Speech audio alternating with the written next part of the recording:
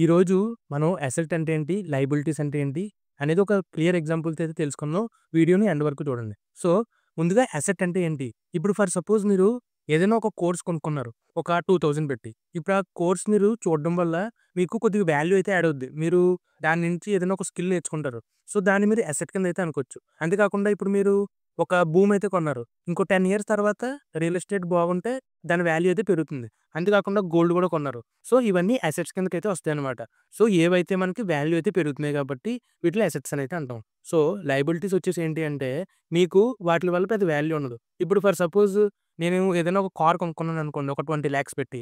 So, అది ఆ showroom నుంచి బయటికి రాగానే దాని యొక్క వాల్యూ 20,00,000 కాస్త 15,00,000 అయితే అయిపోద్ది. సో, దానివల్ల మనకైతే వాల్యూ అయితే యాడ్ అవ్వదు. సో, అసెట్స్ మనం ఎక్కువ ఉంచుకోవడం మనకు చాలా ఇంపార్టెంట్. సో, ఐదర్ మీరు స్కిల్స్ నేర్చుకున్నా, లేదంటే ఏమన్నా గోల్డ్, సిల్వర్‌లో ఇన్వెస్ట్ చేసినా మీకు యాడెడ్ అడ్వాంటేజ్ ఉంటుంది. అండ్ మీకు ఎక్కువ లాభాలైతే వస్తాయి. సో, ఎక్కువ అసెట్స్‌ని బిల్డ్ చేసుకోవడానికి ట్రై చేయండి.